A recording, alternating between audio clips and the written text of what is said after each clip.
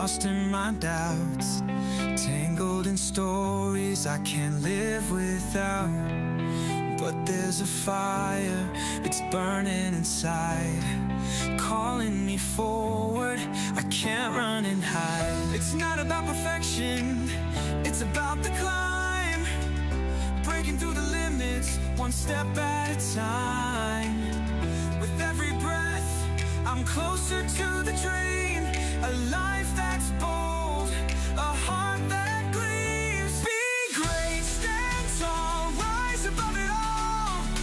Let your light shine through, answer the call.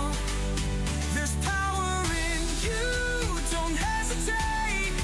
This is your moment, go on, be great.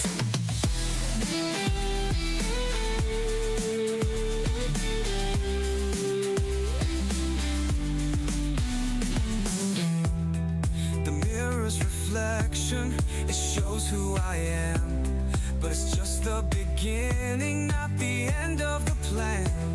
Through trials and heartache, I've learned how to fight, to shape my tomorrow. I start with tonight. It's not about the shadows, it's about the flame, fueling the courage to rewrite the game. Every step forward, I leave fear behind. Greatness is waiting, it's yours and it's mine. Be great, stand tall, rise above it all. Let your light shine through, answer the call. There's power in you, don't hesitate. This is your moment, go on, be great. Through the storms and the pain, I'm finding my way again. With purpose, with heart, I'll never fall apart.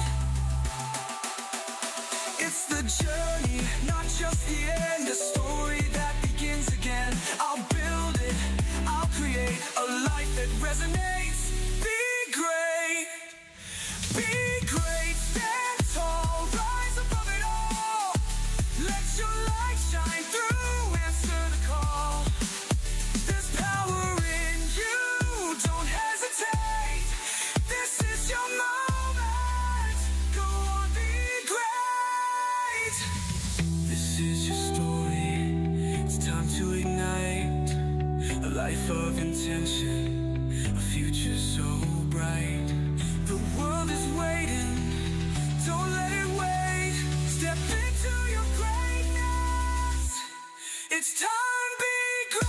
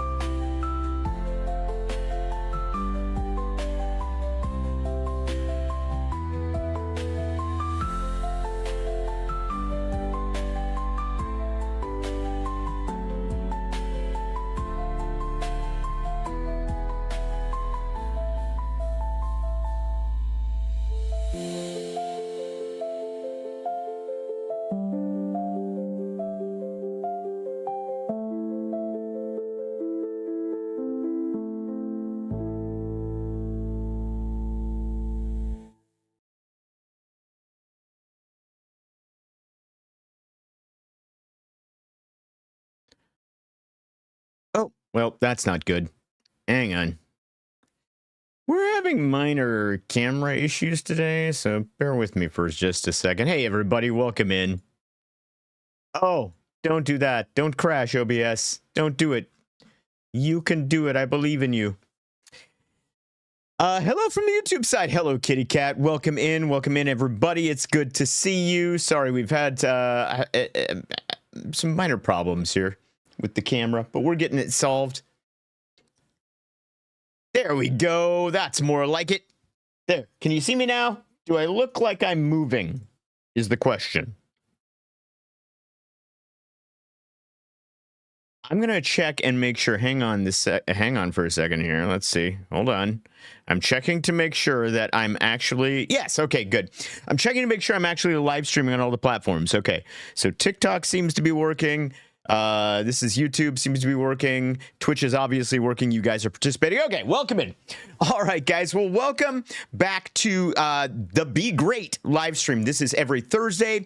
It is coming to you directly from me here at the Idea Training Academy. We are, we're a group of people that tries to help people get better at whatever it is you want to do. My goal in life is to help you get to where you want to be.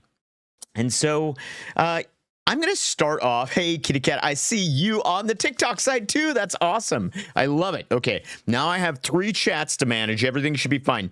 What are we talking about today, sir? I'm glad you asked, Rob. I'm going to tell you what we're talking about. Today, we're going to talk about what happens when stuff doesn't go right. So everyone start chatting like crazy. Yes, do it. I want to see those chats. Let's go. So what do? What do you do when you have that moment, right? When you've done something for a really long time and it's totally working and everything's firing on all cylinders, and then all of a sudden it grinds to a halt or something blows up. Now, many of you who are out there, and I don't think I'm not going to get to this. I'm going to get to this. I'm going to get to the huge moment that I had in my life, thanks to many of you. I'm going to get to that momentarily. But let me start by saying, obviously, over the course of the last couple of weeks, I had a huge wake-up call. What was that huge wake-up call? For those of you who don't know, I had a PC that kind of runs all of this stuff that you're seeing. I had a PC, and it died. It completely died. Welcome in, Jake. It's good to see you on the TikTok side.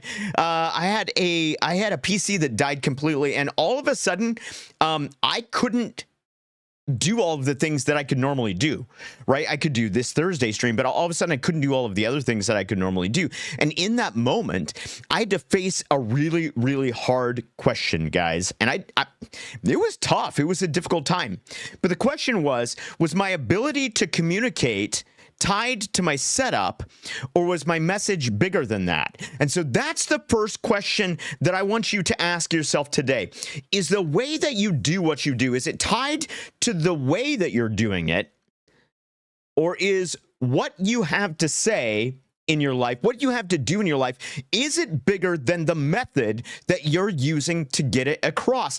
And that's what I came face to face with when that computer died, right? It happens all the time. It happens in big ways in our lives, happens in small ways in our lives. Tal, hello, I see you on the YouTube side. Welcome in. My body wasn't working right yesterday. Oh, dehydration is the worst. Welcome, Laura. I see you on the TikTok side. Hello. I'm so sorry to hear that, Tal. I'm sorry. You know what? But just like our bodies, our minds, and our missions, we need to build some resilience into those. And so my question for you is, when has this happened to you? Have you ever had that moment where everything was cruising along, you thought everything was great, and all of a sudden it crashed, and you're like, wait a minute, hold on. Is all my work gone? Is my message completely gone? Here's an example. I'll love to you too, Jake. I appreciate you, my friend. So let's say a work example, right? So let's say you're a business owner and you built I have a friend, right? He's a coach also, and he gets most of his business from word of mouth referrals. But what if those dry up, right? We're in a weird economic situation. What if all of a sudden people decide, hey, I don't need a coach anymore. I can't afford a coach anymore. And that word of mouth business dries up. maybe he's got to pivot, right? He's got to pivot to digital marketing, right? He's got to get more involved in social media. But what he's been doing is not going to continue working.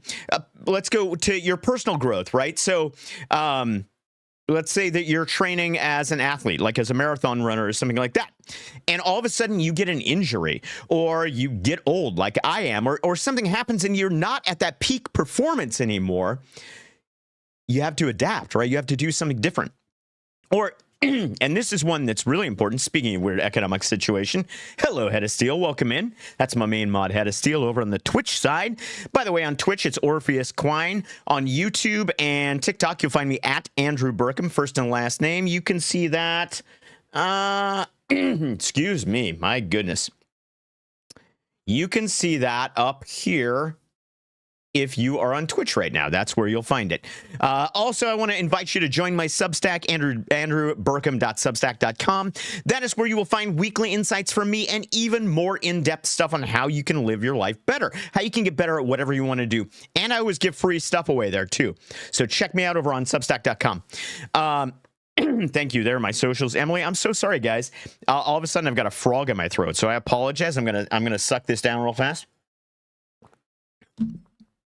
But by all means, listen, guys, if you know somebody right now, if you know somebody who needs this, who needs to figure out how to pivot when things aren't working anymore, I want you to share this, okay? I want you to share it out. I want you to let them know this is going on. I want you to take notes if you have to, but let's make sure we get these answers to people that need them. Let's talk about a relationship example, okay? Relationships are important. In fact, I would go so far as to say that relationships, no matter what you're doing in your life, the relationships that you build are the most important things. Do you agree with me? If you agree with me, let me know in chat. But I believe that your relationships are the most important things you can possibly build. And when your relationships start to go the wrong direction, or when you start to neglect those relationships, it's going to affect every aspect of your life. So maybe in a relationship, we're talking about when things stop working, right? So maybe in a relationship, you've had a person that has, they have communicated love in one way, but then the partner needs something different, right? And if there's not an adjustment there, right? If the one person is just like, no, this is the way that I show you that I love you, and it's the way that I've showed everybody that I've always loved them, and if you end up with a partner that doesn't receive love in that same way, we can go back to the old 70s love languages. We're not going to do that. But if you're so determined to show love in only the one way that feels comfortable to you, then what's going to happen is you're going to have a hard time building a relationship that lasts. My point here is, no matter what it is, if you want to build something that lasts, you have to be flexible. You have to be able to change. I had to be able to change. When my stuff broke, I had to figure it out. Now, the end of that story is coming, right? There is an end of that story that is coming, and many of you who are on my Twitch community already know the happy ending to that story. But I'm going to say right now, if you've ever had a plan that fell through, let me hear about it. Just drop a thumbs up in chat, drop a heart in chat, something. Let me know if you've had a plan that ever fell completely apart, because God knows I have. It happens to me all the time. By the way, guys, we've got question and answers coming in at the end of this. So I'm going to go about 30 minutes on this topic, and then I'm going to try and jump, or maybe 45 minutes on this topic, and then I'm going to jump over and I'm going to really focus on your questions and answers. So if you've got questions, if you're on TikTok or YouTube side, throw them in chat. I want to see those questions. I want to make sure I get those answered during the chat today. If you're ever on Twitch, I do have the link that you can use where you can ask them anonymously in the Slido. You're welcome to do that. I've got 2 really great questions already that I want to get to by the end of today. So hang on for those. We're going to do those at the end. But right now, let's talk about how you know if you're too attached to your method. Logan got rejected. Can you give him some motivation to get him past? I've been trying to. Cal, absolutely. We'll definitely talk about that. First of all, Logan, I'm going to tell you this. Getting rejected, it happens, and it sucks. It's the worst thing of all, right? But I think that this is going to play back into what our topic is today, right? Because sometimes the when we go out looking for things in a relationship, when we go out looking for love, when we go out looking for a partner, when we go out looking for someone to spend our lives with, we've got this fixed mindset, and this fixed mindset says that we can only approach this one single way. And this gets way worse, by the way, once you lock a relationship in and solidify it. So if you lock a relationship in and you solidify it, and you live in a fixed mindset that says these things are the way that they're always going to be, and that's all there is, and it's never going to change. If you live in that world, then things are going to get very difficult for you. Because, and I want you, listen, if you're not taking notes, just burn this into your memory. Here's what it is. I'm going to tell you this right now. This comes from a dude that's been married for almost 28 years now, right? Made a lot of mistakes in that relationship.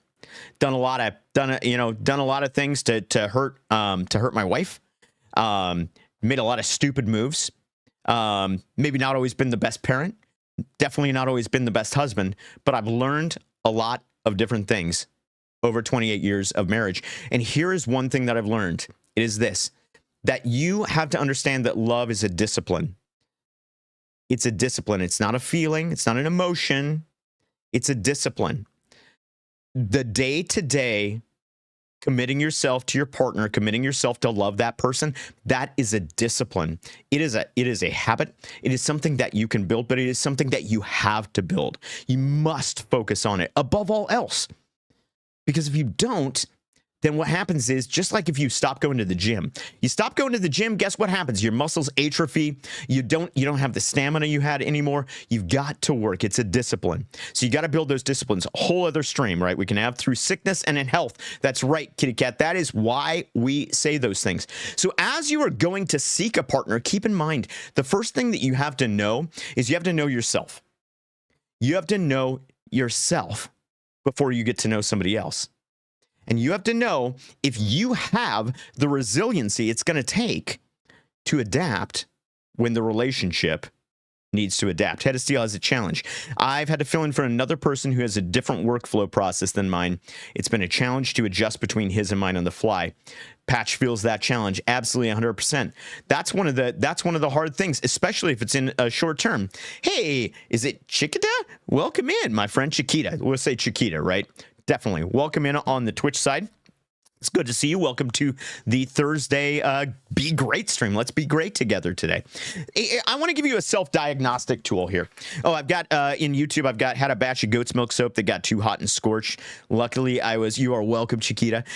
Got too hot and got scorched. Luckily, I was able to salvage it by a process called rebatching. That's awesome, right? Flexibility, the ability to change on the fly. So important. The ability to change, to pivot, to change your tactic. I wanted to give you a tool today. So as I was writing this down, I created a tool. Hey, welcome in, Christy, on the TikTok side. I wanted to create a tool to see if you were too attached to your methods. Now, I see this happens especially in organizations that are old, that get old. You guys know that I work with a lot of nonprofits. I work with a lot of churches. And one of the things that I hear a lot from all of these entities is, can you please speak slowly because I can't really understand you? I'm sorry, Chiquita. I apologize. I will speak as clearly as I possibly can, but we're on a time frame, so sometimes I talk a little quick. I'll do my best. If you don't understand something, definitely ask me to repeat it. I will definitely do that 100%. So here is a self-diagnostic tool that I created for you, because I want you to be able to look at yourself and say, am I attached? Am I in love with the way I've always done things? Or am I in love with the things I have to get done? Because if you're focused on the way you've always done things, then you're going to live your life in the past. Hey, it's Iritex. Thank you for that sub on Twitch, dude. I appreciate you. If you're focused on the things that must be done, you will keep your focus on the future. And the future is where the best version of you is. So here are 3 questions I want you to ask yourself. These 3 questions are going to help you determine whether or not you're only looking backwards in the past, or whether you are looking at what lies ahead. Question number 1 is this. When you're looking at any aspect of your life, I want you to ask yourself, if this method disappeared tomorrow, would I still know how to move forward? This is the question I did not ask myself. Sounds super interesting. Well, I'm glad. I'm glad it sounds interesting. It's interesting to me because it's really pertinent to a situation that I just had. The question that I didn't ask myself was, if this method disappeared tomorrow, would I still know how to move forward? I threw this out on some of my social media this week, and I was like, hey, what if social media was gone tomorrow? Would you know how to grow your audience? Would you know how to connect to people? Would you know how to get your message out there? Because I didn't ask myself that question. I was in cruise mode for like 3 years, and everything was going great, and it was fine. But then one day when it wasn't, what happened? I was out of luck, right? Now, again, we're not gonna jump to the end of the story. I made some pivots.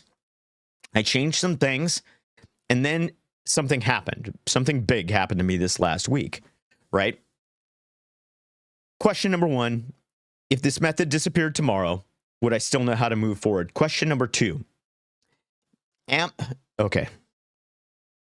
This one's big, guys. This one's big, and it's hard. It's a really hard question. Am I more committed to doing things my way? I hit the microphone. Don't be committed to that. Am I more committed to doing things my way than I am committed to the actual outcome? Right?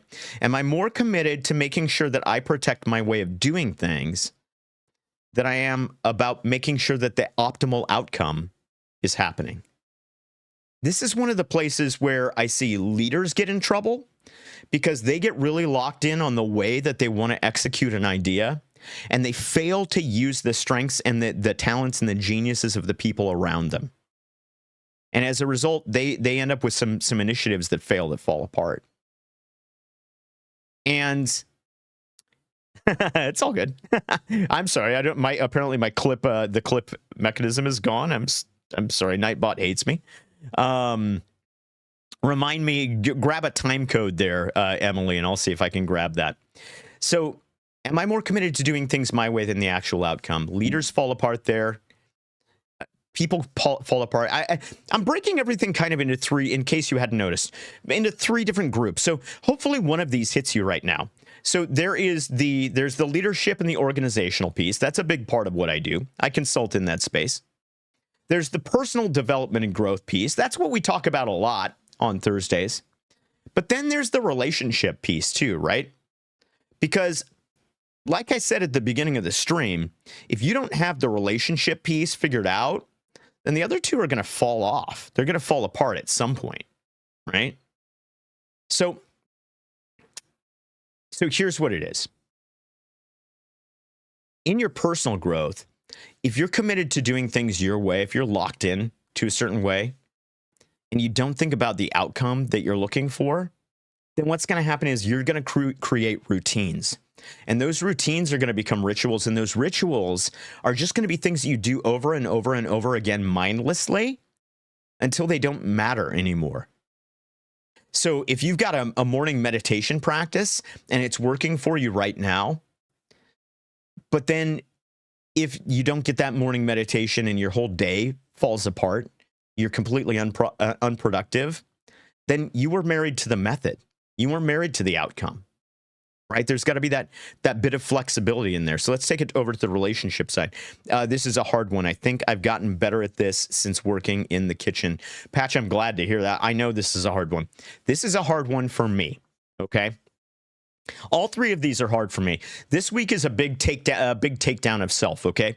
So I'm going to give you guys what my thoughts are and some of the ways that I've tried to combat this, but I want to be very, very open and honest about the fact that these are things that I actively am fighting against every single day.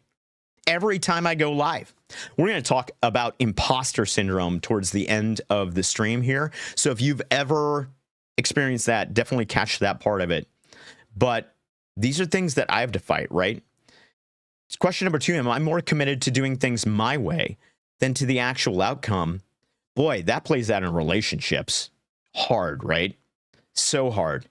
Because if all I'm committed to doing is what makes me feel good, then I never develop that sense of sacrificial love that we have to have in a relationship that grows, right? Or if I'm so sold into my personal self-sacrifice, then I never seek the best point for the relationship itself. Because here's the thing. One of the issues that we have when we look at relationships is we never stop looking at ourselves as individuals. We think, okay, I'm in a relationship and I'm the person in the relationship. And then there's another person in the relationship. But we don't understand that that's not the functional model of relationship that works. When a relationship is really formed, what happens is the two entities kind of cease to exist to some degree or another. Now, yeah, there's always individualism. There's always room for individual breathing and moving. But it's really important to understand that when you come into a relational contract with somebody else, the thing you've got to be focused on is what's best for the relationship. And what's best for me must be subject to that. What feels good to me must be subject to that.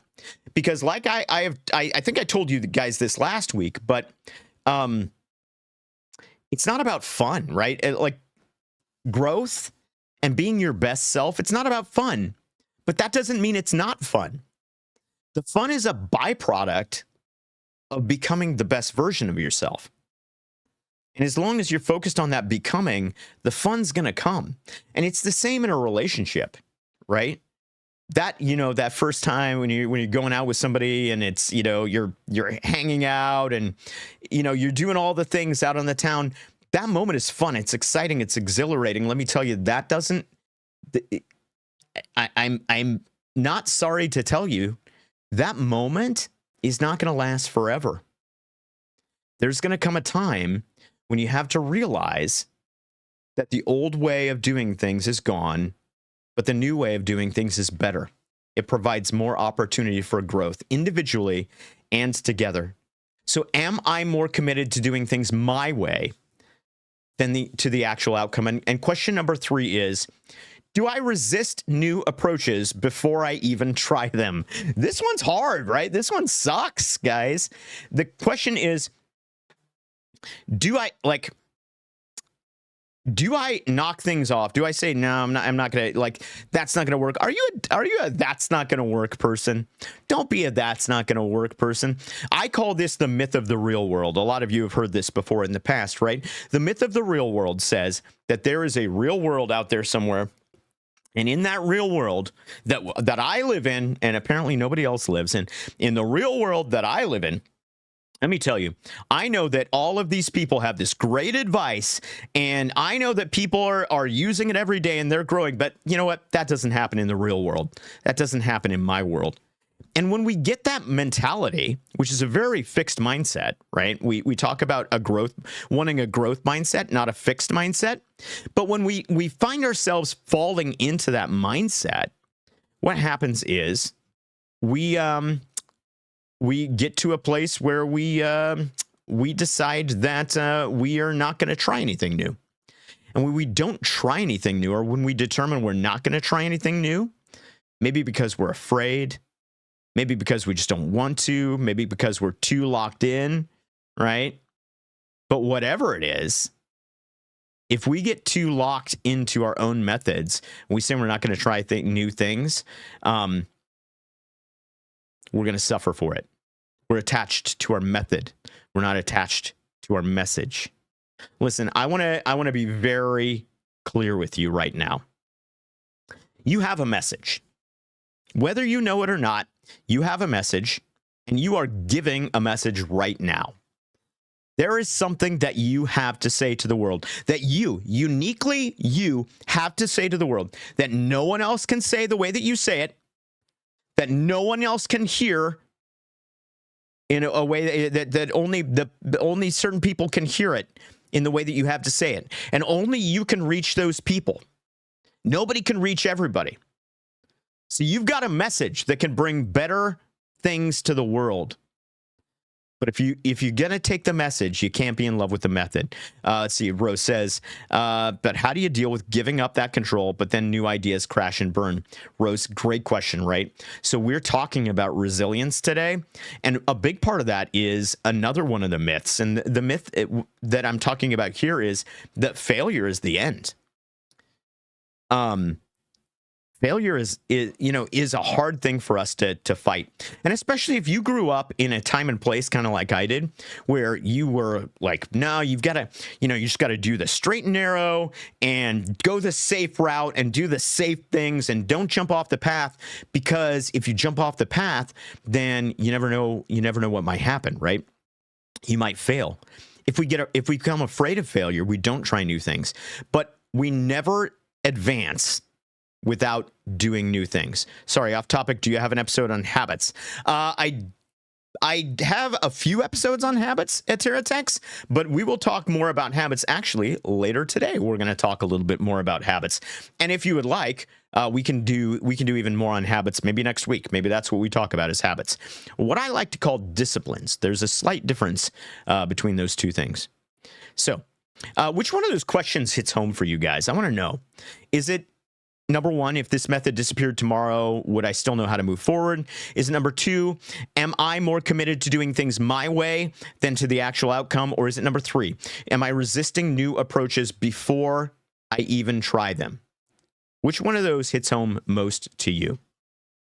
So whichever one it is, I'm going to, ads. Sorry. We have 33 seconds of ads over on the Twitch side.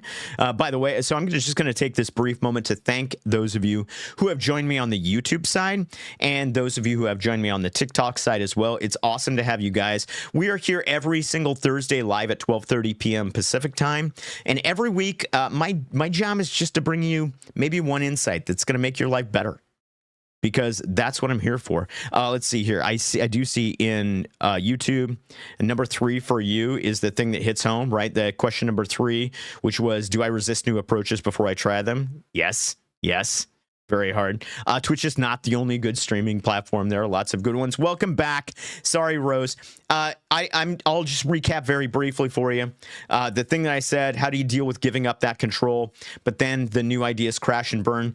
The things that you have to understand, Rose, I think are really what's in your control and what's out of your control, right?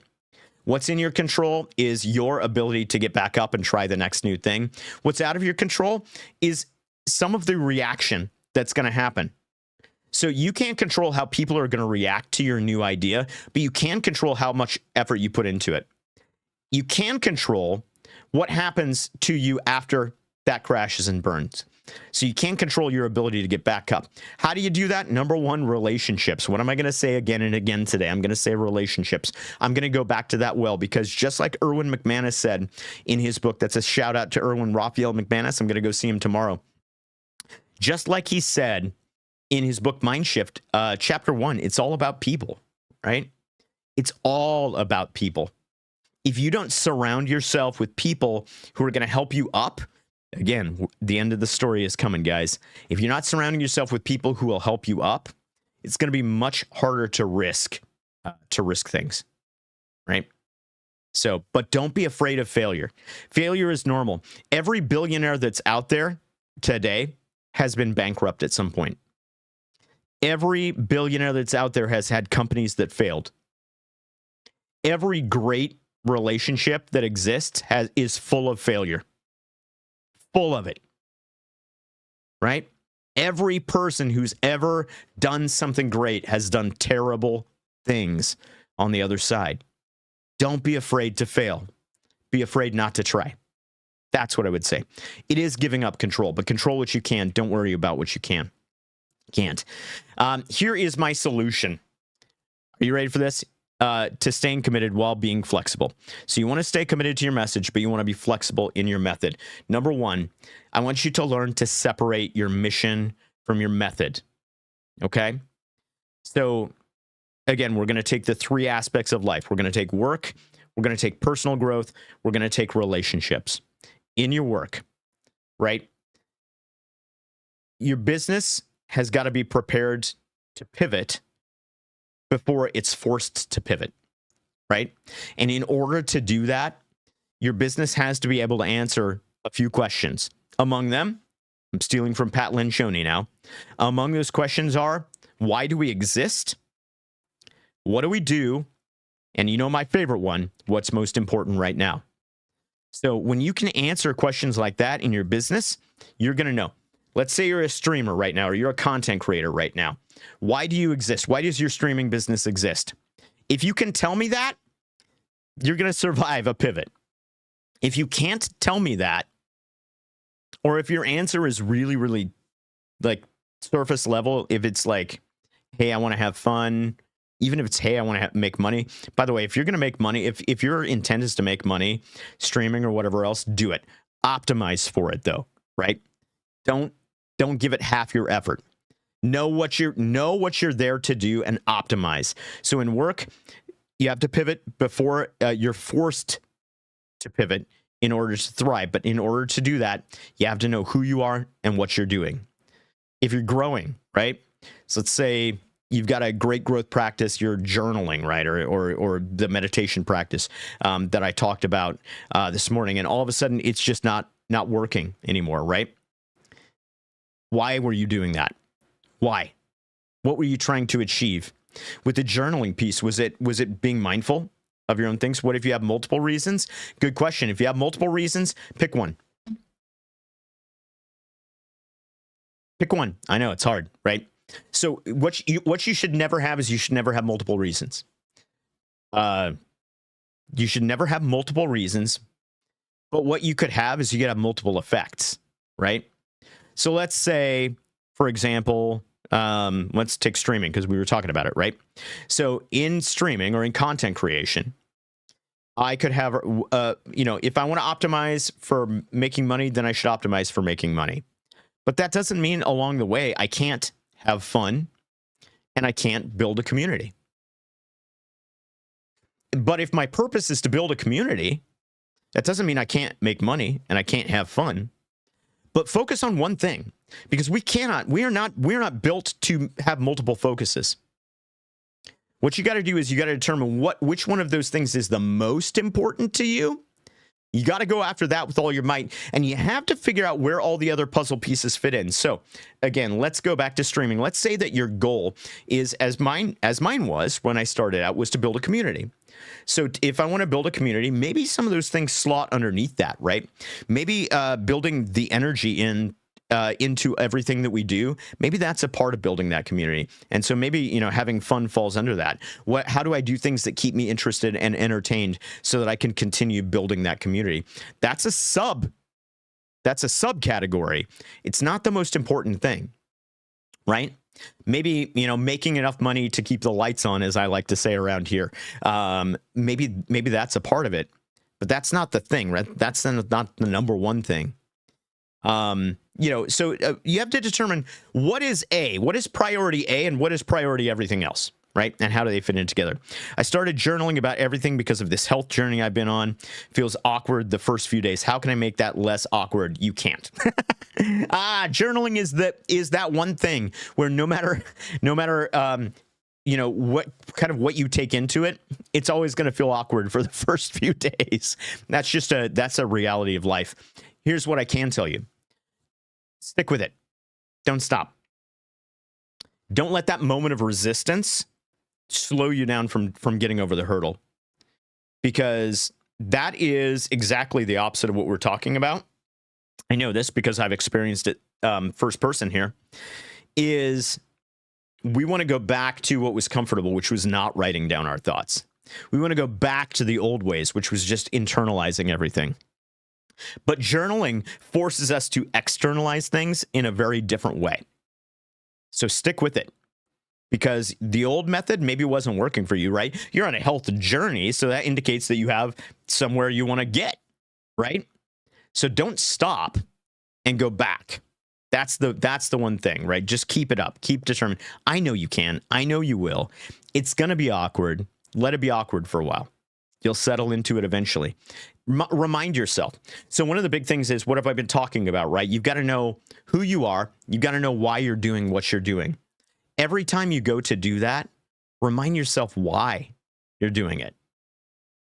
Remind yourself why it's important to do that journaling or that mindfulness practice or whatever it is. Remind yourself why. And that will help you. But like making content, it being a job, but also enjoying yourself, playing games and meeting new people. In a sense, I feel like it's all important. That's true, Kat. It is all important, but it can't be almost. It can't all be most important, right? This is an important distinction because what do I say? Everybody, all right, class, repeat after me, right? When everything is important, nothing is important, right? And when nothing is important, everything is important. Because if we prioritize all of those things equally, then what happens is we don't make progress because I'm keeping all of the plates spinning all the time. You got to know which plate can fall and your business can still go, right? And that's what I didn't do. That's where I fell apart. What I didn't anticipate was, what if my way of doing business falls apart? I didn't put that in the right priority order. And so when it did, like when that way of that, when the equipment to live stream fell apart, I just went like, I was spun out. I didn't know what to do because I forgot that what's most important is sending out a message of positivity, a message of that helps people believe in themselves, and a message that people can do better. People can be better. And that I believe in them and their ability to be better. And by the way, if you are watching right now, I believe in you and your ability to be better. I see that I missed YouTube again. In my seed program, first thing mentioned was fall equals first attempt in learning. I love that. That's true. Fail, first attempt in learning. Sorry. Failing is important. Failure is a part of success. A lot of people think of failure and success as two different things. They're actually two sides of the same coin. You cannot reach success without failure. Nobody does it. So that's really good. I have had some mental issues from not being fully hydrated. Had to adjust my forklift to the easy, strong side rather than doing things on the harder off side. Exactly. So you had to make that moment of adjustment. I love that. Right? Let it be awkward might be the best. I'll do that. Thank you. Of course. Let it be awkward might be the best advice ever. Listen, you're talking to a person who's been awkward his whole life, my friends. I'm awkward everywhere I go. I've gotten used to it. I've got 50 years of it under my belt. So I know, I know it. I feel it. But you know what? It's all good. Don't worry about it. You'll get through it. I promise. I promise you will. Number one, you got to separate the mission from the method. I talked about business. Let's talk about growth, right? Journaling stops working for you. Then we try something new, right? We try a different reflection method. In your relationship, love is not one size fits all, is what I wrote down. It's a dumb sentence, but I wrote it down. Adapt how you express it and have a conversation, right? Let's go back to being awkward for just a moment. Kitty Cat, did I answer your question at all? I feel like maybe I jumped off of it too quick, but let me know if I touched on anything that made sense there.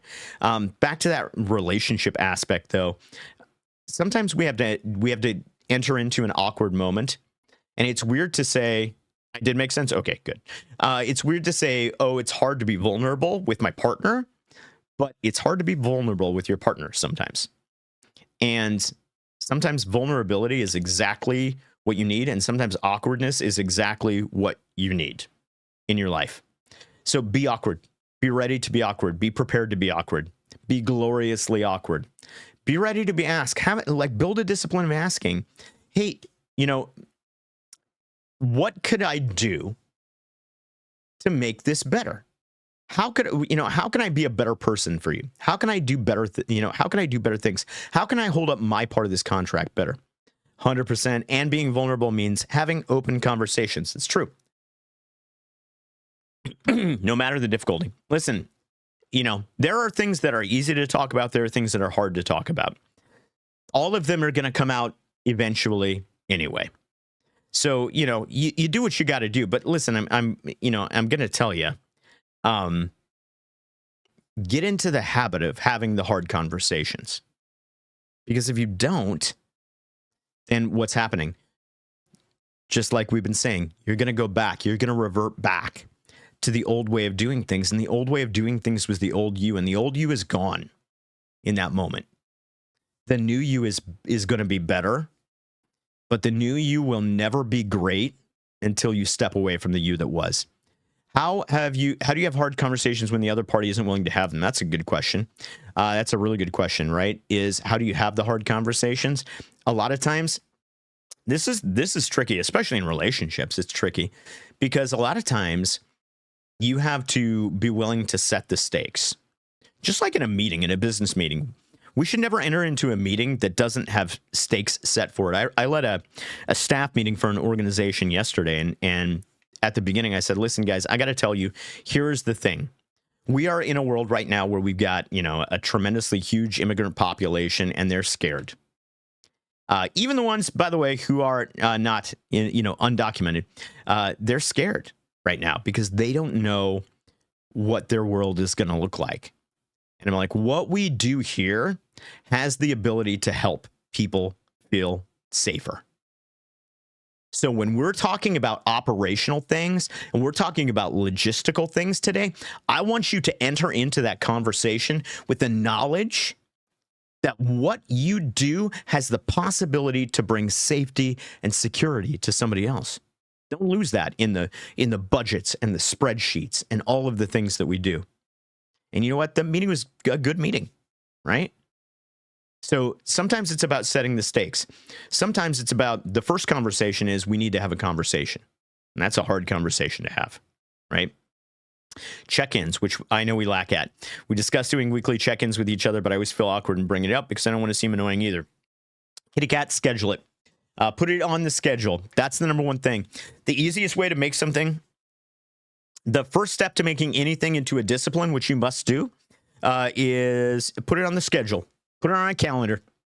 Because if it's on the calendar, it's going to happen. We have a family night every Tuesday night. Tuesday night, 5:30 to 8 is our family night. And I know that because it's on my calendar. And I don't schedule anything against it. Very, very rarely there's a conflict that I can't get out of, right? Because maybe a client needs me in an emergency situation or, there's some kind of crisis going on. But number one, schedule it. Keep it at the regular time. Because here's what happens, right? If you go, okay, we're going to have weekly check-ins. Okay, cool. Week 1. All right, let's have a check-in. It's Wednesday, right? Okay, let's check in. Let's talk about it. Okay, it's a little awkward because it's new, right? So there's resistance already because it's new. Okay. All right. So that was awkward. That was a weird conversation. Okay. Week 2. Monday comes. I'm thinking about it. Tuesday comes. I'm thinking about it. Wednesday comes. I'm like, gosh, that was really awkward. We'll wait till tomorrow. Thursday comes. I'm just not ready. Let me just get ready for one more day. You know what? Let's do it over the weekend. Next week comes. Next week comes. Next week comes. Right? No. Wednesday at 5 o'clock. We're going to sit down. We're going to have a conversation. Set a time limit. Set a time limit. Be specific, right? So just like when I say, when I talk about asking for feedback, when I help creators with asking for feedback, I tell them when they're asking for feedback, they need to ask for 3 things. They need to ask for something specific, right? Don't ask, how did you like my book? Ask, when you read that chapter, did it flow in a way that made sense, right? Set a time frame. Say, I am going to be open to this feedback for 30 minutes. And after that, I'm going to say, thank you. And then number 3, don't activate on the feedback right after you received it. And that third one's kind of a weird one. But don't activate on feedback right after you receive it. Make sure you have time to breathe and to process it first. So weekly check-ins, I think that's a great idea. Right? But set a time limit because it's going to be awkward at first. And what you will find over time is it's going to feel better. And when it feels better, it's that 15 minutes, you're going to go over it and you're not going to notice. Right? So keep going all the way down. Right? But sometimes it's so difficult with the 4 kids and his job and streams. When he gets home from work, he just wants to relax or decompress. He's got to be bought into it. Right? So that's a part of it, right? It's relationship. It's not person, it's relationship. And so he's got to be bought into it too, which means the two of you got to put it on the schedule together and you got to go, hey, listen, you get home from work at X time. And when you show up, I'm going to give you 15 minutes to settle in and then I'm calling the meeting, right? And he's got to go, yeah, absolutely. I'm dedicated to that. every week at that time. And it's, again, if you set that time limit on it, then it's not the end of the world, right? It's like 15 minutes. Listen, I come home tired sometimes. God knows my wife comes home tired, right? She goes and works 8 hours in a kitchen, and it's like nonstop sometimes. She comes home at like 11:30, 12 o'clock sometimes. But we have this ritual of, we always try and spend that end of the day together. It's just whatever it is, we always try and spend that end of the day together. And so if she comes home at 11:30, 12 o'clock, guess what? I'm sitting out there waiting for her, right? Not because I have to, but because we've dedicated that, you know what, we're gonna make sure that we have a moment before we go to bed, right? So every week she's like, hey, you can go to bed, you don't have to wait up for me. And every week I'm like, nope, I'm gonna be in the sofa when you come home. Not because I'm a super husband, but because that's something we know that's important, right? What's an ideal time limit? 20, 30, 40 minutes. I'm gonna say start with 15. Start with 15. 3 increments of 5 minutes, right? That way, if you have 3 topics, you can go over each one for 5 minutes. Super low stakes. And then adjust it from there, right? Very good. Patch says, our Tuesday family nights didn't happen without a lot of intentionality on my part. 100% true. Patch gets 1,000,000% of the credit for this. I was constantly checking with everyone about their schedule next week. I would send out reminders. I'm sure they were all annoyed for a while, but is it not only an established expectation for the family now? I think most of them look forward to it. I think we all look forward to it, Patch. I think that's the key, right? Is that you had to stick through the awkward portion of it, because what are we talking about today, right? Where does gravity take us to? Gravity takes us back to our old selves, and our old selves weren't used to doing that. We were used to getting done with work and just like putting our feet up and not doing anything. But to be a family actually requires some effort. So we're putting in the effort, right? But then after a few weeks, it becomes effortless. And after a few more weeks, it becomes desirable, right? His schedule isn't consistent. That's the most difficult part. So that is tough, right? When it's an inconsistent schedule, you've got to find what is the point of consistency, right? So I was just talking about, for example, when Patch gets home, when she gets home from work at night, I'm going to make sure that I'm there to greet her. Now, there are certain exceptions to that, right? There'll be a moment of exception on Saturday nights, right? Saturday night is kind of a special night. She is at work very, very late. And so a lot of times I will spend Saturday night hanging out with you guys, right? With my community, with my friends, which is good because I need friend time too. Like, you need, in a relationship, you still need to have individual pursuits. Because even though you are joined in a new relationship, that, that sense of self still has to exist. It just has to be subject to the relationship, excuse me. So the moment, but the moment is the moment when she comes home. Whatever her schedule is, when she comes home, let's take that moment, right? So you've got to find the point of consistency. I know it could be more difficult in some ways than other.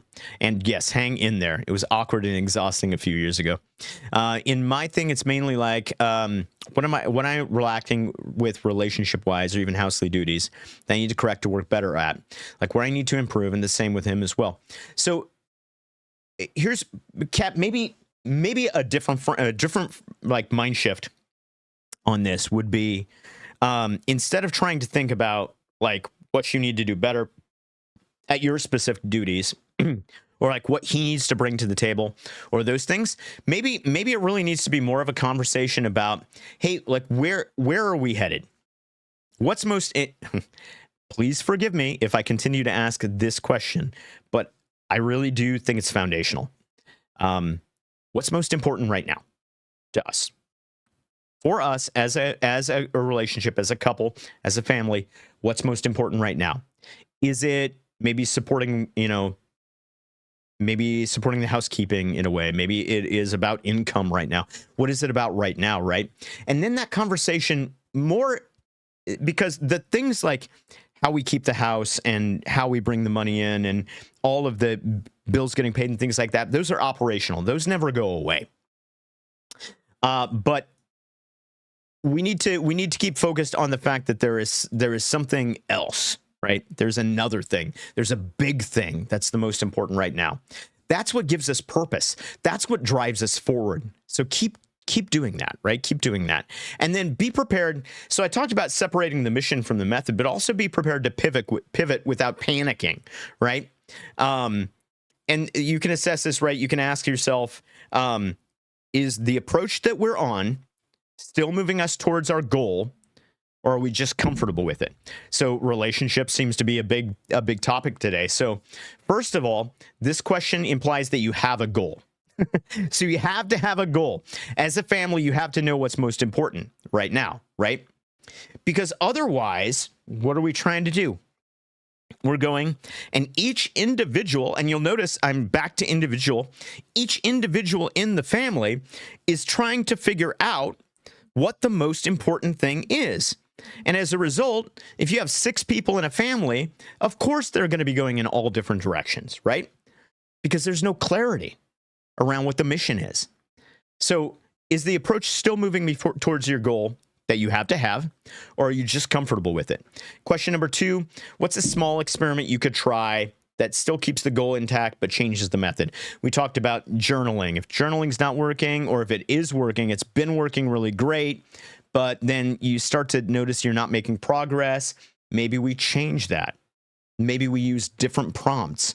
Maybe we go for a gratitude walk instead of journaling. Maybe we adopt a meditation practice, right?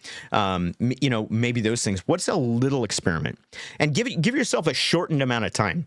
Say, we're going to try this for like 6 weeks and see how it goes. But then don't just run away from it after those 6 weeks. Really be reflective. Did it move you in the direction you need to move, or did it not, right? Question number 3, what is the cost of not changing this? It's the cost of not changing. If we don't change the way we operate today, what is going to happen? As a business, are we going to lose business? Are we going to go out of business? As your personal growth, if I don't change the way I'm operating right now, am I going to fall backwards in my health instead of moving forwards in it? Question is a relationship. If I don't change the way that I relate, if we don't change the way that we relate to each other, what could happen, right? What's the potential cost? Style, welcome in. It's so good to see you, my friend. Good to see you. We sort of determined that and what we expect for the future and from each other, but that we've been working on overcoming. It's good. Just keep focusing on it, right? Make that the topic of all those hard conversations until you really know. What do we want? What do we want? Where do we want to be, right? What do we want to do? One of the things that I've talked about, right, is that, my wife and I, we talk about the desire. Hey, Britt, too. We've talked about the desire to be generous, right, to give money away. And that quote we always take from Erwin McManus, again, I mentioned him, one of my mentors, is in order to be generous, you have to be generative, right? So when I'm talking about revenue streams and like building new businesses and things like that, it's because we know that one of the most important things to us is we want to be able to be generous. We want to give money away, right? So question number 1, is this approach still moving me toward my goal, or am I just comfortable with it? Number 2, what's a small experiment that I could try that keeps the goal intact but changes the method? Question number 3, what's the cost of not changing? Right? And then the last step in this kind of solution is train yourself to let go of broken strategies faster. I see this in the workplace. People hold on to outdated business models, right? Oh man, we have always relied on donations from this particular group. I work with a lot of nonprofits, and that's the way we're always going to go. And then guess what happens? It's a lot easier to give to charities online now. And so that particular group, that business that was just all their employees were just donating to you because that was what they did for charitable donations, they stop because it's easier for those employees to give to the causes that they actually care about, right? You're growing, right? It's a great book. It's called What Got You Here Won't Get You There, right? So you got to let go of that strategy if it's broken, if it's not moving you forward anymore. And that means there's got to be an ongoing assessment. Right? of what has gotten you here and what is going to get you to the next place, right? Very, very important. And yeah, exactly. Teratix, I mean, she even showed up first. So I feel like, I feel like you should just call her number one, because, it would just be polite at this point. Although I understand the alphabetical argument as well. I get that. I fully get that. In your relationships, right? If your approach to conflict isn't working, stop doubling down on that. If you have an approach to conflict in your relationships, and that approach is to keep just ramming, your ideas down other people's throat, stop doing that. Maybe try something else. I put out a video on my YouTube channel this last week about dealing with conflict within families. Go check that out. It's short. It's like, I don't know, it's like 5 minutes or something like that. But it's a great little video that will help you see. You're welcome, Stu. I tend to shut down. Yeah. She may or may not have been first. Oh no, Aliman's here too. No. Welcome in, Aliman. How are you doing, dude? It's good to have you today. So train yourself to let go of broken strategies faster. Don't hold on to something just because it's comfortable, guys. So here is a challenge for you guys. Here's a challenge. It's an adaptability challenge for you. Start this week with something. Pick a routine that you rely on. So pick a habit or a discipline or a routine that you're 100% relying on, and choose something that feels challenging, but it's kind of low stakes, right? So it's not overwhelming, because when you make success in small things, then you build confidence for bigger things, right? So, maybe it's your daily planning process, right? Your calendaring process. Maybe it's your reflection process, right? Maybe maybe it is how you show love, right? In a relationship. Pick that one thing and then change the method this week. Change how you structure it a little bit. So if it's that planning at work, just change how you problem solve in some way. If you're in your growth, try a different way of motivating yourself. Maybe listen to podcasts. Maybe listen to a stream like this one instead of listening to heavy metal music first thing in the morning, right? Maybe try getting up a little bit earlier and being productive first of all. He's number one to me too. Aw, I love it. In a relationship, right? Maybe it is about having that one simple conversation for 5 minutes, maybe 2 minutes, right? Hey, can we talk about this for 2 minutes? Set a timer, go, right? And then the third step for this is I want you to reflect on what happens and see if you lost anything, because we're so loss averse as a human race. We're so worried about losing things that we have a tendency to hold on to things that aren't helping. If you try this, right, this week, I want you to DM me. I want you to shoot me a DM either on Discord. I want you to shoot me a DM on Twitch.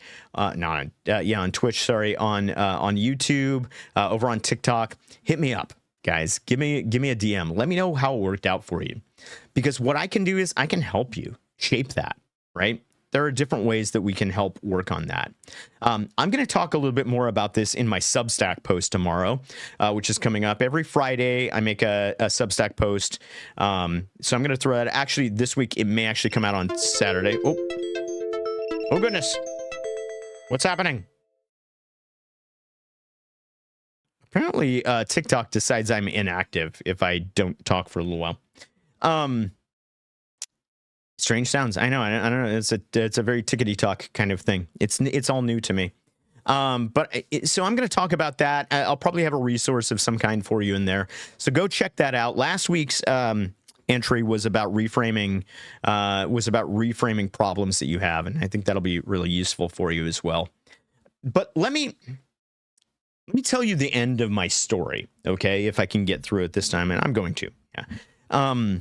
So the end of my story, at the beginning, I talked about a couple weeks ago, I had a PC that died. Couldn't do the streams the way that I normally could, and I totally got stumped. I didn't know what to do with my life. And so the pivot was, I did the best I could. I tried to, post some updates to let people know, because what's most important to me, the most important to me is that I'm building a community of people who are growing and who are growing together, right? That's what's most important. And so I'm like, well, how can I keep doing this? And honestly, I was really, really dumb, and I thought I can't. Like day one, I thought I can't do it. And so I kept doing it, and people would talk to me, and I would talk back to people and things like that. And then, of course, for those of you who know, but the community came together, gave me an amazing gift, one that I would never have expected, and one that I would certainly have never asked for, but just raised a tremendous amount of money to replace the things that had broken. And I talk about that both because I want to express gratitude. Who did that? Yeah, the community did, Kitty Cat. So obviously there are a lot of big names. Everybody was there in chat. I know that each and every one of you contributed, right? I know that Ben Winnan and Emily were big ringleaders of this, but I also know that we all did exactly. You all did exactly. Everybody did, right? Because even those who weren't able to contribute monetarily, I'll tell you what, even those who weren't able to contribute monetarily, they contributed to the effort of keeping me up, right? I got so many messages on the side and things like that. And so, like I said, what happened was things got put back together for me. And I would like to, I want to express that I'm eternally grateful for that I can't, I could never repay that in any way at all. And that it has changed my life. It has literally changed my life. But when I go back and I look at it, what I realize is that what it showed me, more than anything else, is that there are people who care. There are people who care, and not just about me. I mean, this is about me, but I don't want it to. This particular aspect involves me, but I don't want it to be just about me. What it showed me is that there are people in that community who will jump in, who will help the people who need help. And what I always say, right? I always say, laugh together, cry together, and lift each other up. And those people actually believe that. And so I got a great gift this last week because, yes, I was gifted with the ability to put the equipment back together. But I think the even greater gift was I got to see the heart of people who really exhibit the things that I believe are most important in life. We don't expect any time of repayment, just keep being you. Direct reflection of your core values of community. Yeah, I mean, here's the thing, right? I may have written those things down, right? I may have said them a few times, right? But at the end of the day, it is the community who embodies those things. And I can't claim any credit for that. But I can tell you it has changed my life in ways that I cannot begin to express, which is dumb because I'm literally a writer. And I feel like I should be able to express it, but I can't. So I got choked up, obviously, during the big reveal the other night. And I tried to put some words down in the Discord as well, just to express how I feel about that. But today I wanted to let you know that my life was changed because of what you did.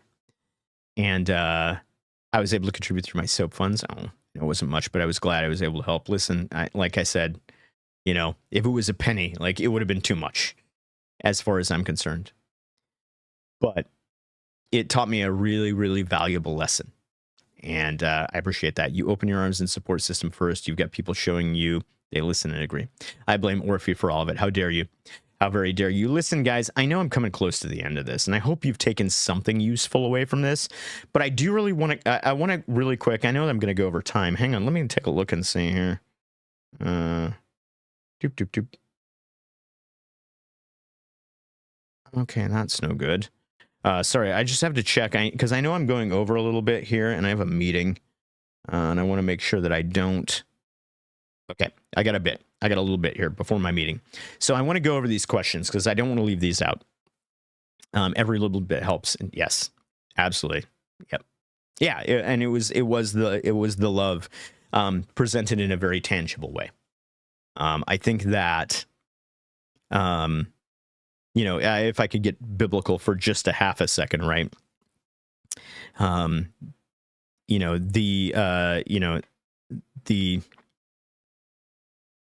greatest commandment, right, as they say, is to love the Lord your God with all your heart, your soul, and your strength. But the second is like it, right? And that's to love your neighbor as yourself. And we talk a lot about love. I do, right? I'm not a smart man, but I know what love is. We talk a lot about love, but it's so very rare that we get a demonstration of love. And the lesson for me in that moment was I spent a lot of time trying to be generous, and I spent a lot of time trying to find meaningful places to give money and effort and things like that. But I have to remember that at the root of that, it's not the generosity that's important. It's the love that's important. It's the love that I'm trying to help other people feel because maybe they haven't had a chance to feel that. And so thank you guys for reminding me of that. Thank you for teaching me that lesson. And I'm going to do my very best to make you proud. How about that? I promise I will do my best to make you proud. I have two questions today. Question number one, somebody asked me, and I got these really briefly before going on stream, so I'm sorry. My notes were hasty. But here's the first question. How do you combat imposter syndrome? Always, we look forward to it. How do you combat imposter syndrome while job hunting and or advocating for yourself in your current job? Great question. Nobody doesn't have imposter syndrome. Just know that at some level. At some level, unless you're a narcissist or a sociopath, there is a room where everyone feels uncomfortable, and that's okay, right?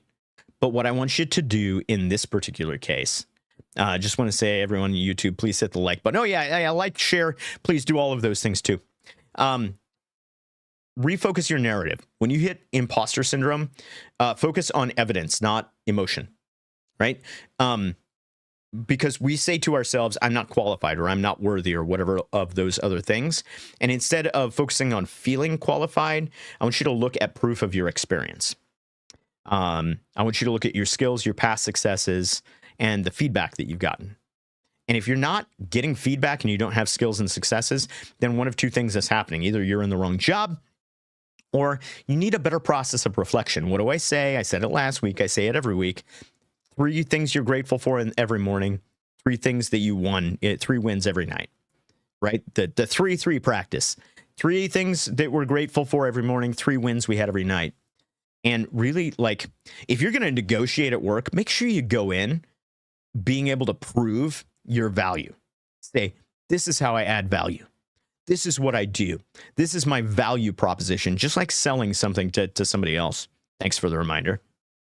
I messaged Ben about what you were saying, and she said to tell you it was our pleasure. Aw, well, I appreciate Ben. Shoot, getting into a fight. Okay, well, good luck, I guess.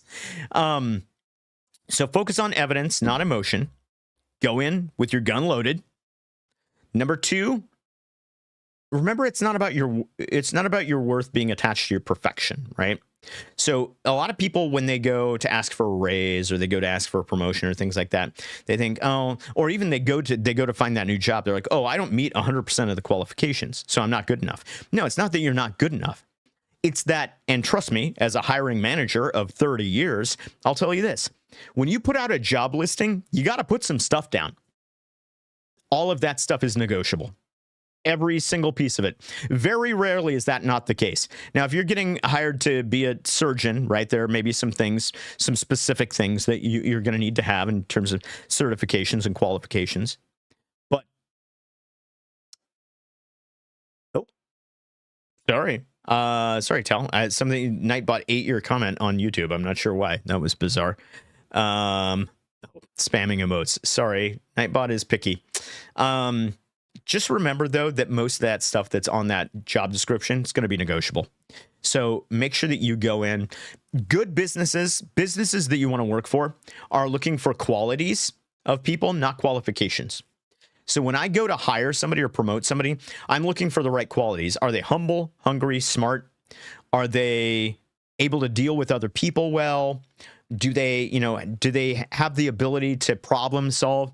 I'm looking for those qualities. The qualifications, those kinds of things, we can get those. We can figure that out, right? I could teach anybody to do anything. But number one, INSOT, got it. But number one, make sure that you don't worry about being 100%. Studies show, in fact, that the most successful applicants don't meet all the requirements. They just show up with confidence. So focus on confidence. And where do you get confidence? You get confidence from evidence, going back to point one. Point number three, advocate for yourself with data. I already talked about this. Make sure that you go in with your gun loaded. Make sure you go in knowing, right, what you're going to say and why you're going to say it. And then this is an important one. Check how you talk to yourself, right? Because if you're going in telling yourself, I'm not qualified, guess what? You're coming out not being looking like you're not qualified, whether you are or not. If you go in saying, I'm just lucky, guess what? Your luck's going to run out, right? There's this coaching framework that I hate, but maybe it actually is useful in this. You have to ask yourself, how would I talk to a friend if they were in this position? If I had a friend who was in this position, would I go to them, you're not qualified for that, you suck, right? And if you wouldn't say that to your friend, don't say it to yourself, right? Reframe that. So don't downplay your achievements if you wouldn't downplay somebody else's achievements, right? Remind yourself of your hard work and your value. That's going to help you through the imposter syndrome, right? And also get comfortable with not knowing everything, because imposter syndrome says that you need to have all the answers, but the reality is nobody knows all the answers. I've been doing some things for, like I said, 30, 40 years. I don't know all the answers, right? Ask questions in an interview or an advocacy session. Ask questions, right? Be willing to answer things by walking people through your approach. Sometimes just answering the question straight out, it's not the right thing to do. Sometimes it's better to go, okay, let's talk through that. Here's how I would work my way through that process, right? So listen, you're not an imposter, okay? No one is an imposter. We are all in progress. Everybody who has ever advanced their career or has advocated for themselves in the workplace has faced doubt at some point. The difference is the people who got there didn't let it stop them. And we talked about fear of failure. It's one of the things we can't, right? So think about ways that you can advocate for yourself, right? Think about ways that you can start to reframe the way that you look at yourself. That's going to help you get through that. The second question that I had today was, how can someone develop good habits if they inherited bad ones from their upbringing? This is a tough one, right? Because we all kind of struggle with this from time to time. Is, we have inputs coming in from our early life. First thing I want to encourage you to do is to identify the patterns that you want to change. Okay, so when you have habits, sometimes it's really easy for them to be automatic. So really identify things, right? Not just this is how I've always done things, right? We talked about that. But taking the mindset, I can unlearn this. I can replace what doesn't serve me. So start by asking yourself, like, where did I learn this? Where did I get this from? And then, is it leading me towards the life that I want or not? And then this is big, right? What's a better habit that I'd rather have, right? So let's say if you grew up in a household where people were like really emotionally avoidant, right? And that was the norm. Then you can recognize that and you can replace that with intentional communication. So every time you feel the urge to avoid, you can say to yourself, I am a person who communicates intentionally, right? Use that I am language, because that's identity. Identity is at the root of everything that we do, right? Second thing is you got to interrupt cycles. We talk a lot about this. By the way, I'm not a licensed anything. That's not true. I am a licensed some things, but I'm not a licensed therapist or family counselor or any of that. I'm speaking only from my experience. But I say that you do have to learn to interrupt cycles. And that is only ever done by making small shifts, right? So by picking one daily action. What's one daily action that breaks that old pattern? What's one thing? What's one daily way that I can change my relationship with food? What's one way that I can daily move towards a healthier lifestyle? What's one thing that I can do daily to move towards more communication and less communication avoidance, right? Those are the important things. Pick the one thing, right? If you grew up in a home where there was a lot of chaos, then practice creating structure in small ways. Morning routine for you. Morning routine. Scheduling time for yourself. Those kinds of things. If you had a family who handled stress by avoiding it, then learn to check in with yourself. Just check in with yourself first. With yourself first, instead of numbing out. If you inherited poor money habits, which who among us did not at some level, start by setting aside $5 a week. $5 a week. Or if that's too much, $1 a week. Just to prove to yourself. Just to prove to yourself that you can do it. I struggle hard. Good. Keg sunk and keg them and they sunk. Good work. But just one thing, one little thing that will break the cycle. Just the tiniest thing that you can do. I like to say the smallest thing that you can't possibly fail at. Make it foolproof, right? And then 3, this is a big one, guys. You have to surround yourself with different models. So the old way is, this is the only way I know. And part of this is, the mindset is, I can learn from people who do or think differently. And this is a rough one. Because, I'll go back to Erwin. He talked about it in his podcast this week. You got to get into a room sometimes with people who disagree with you and who will challenge the way that you think. Because if you're never in a room where people challenge what you think, then you don't know what you think. If you're never in a room where people are going to disagree with you, then you don't really believe anything. Because you don't have the skills to defend that belief, right? So be prepared to learn from people who do and think differently. Find examples of the habits you want to build. So if it's working out, if it's getting stronger, find people who have done that. Right? Watch the YouTube videos on those things. Don't go looking for the overnight success stories. Don't go looking for the magic pill that's going to make everything better. But find examples of people who have done hard things. And learn from their examples. There's a great book called Grit by Angela Duckworth, and it's amazing. It's all about case studies of people who have succeeded by doing hard things. So be a person that does hard things, but surround yourself with those models of the behavior that you want to exhibit. And then I talked about it a little bit before, but don't just don't just take things out. Don't just be like, okay, I'm going to stop eating after 11 p.m. No, don't do that. Replace it, right? So I'm going to stop eating after 11 p.m., but instead I'm going to journal or work out or do whatever, or maybe go to bed, for heaven's sake, right?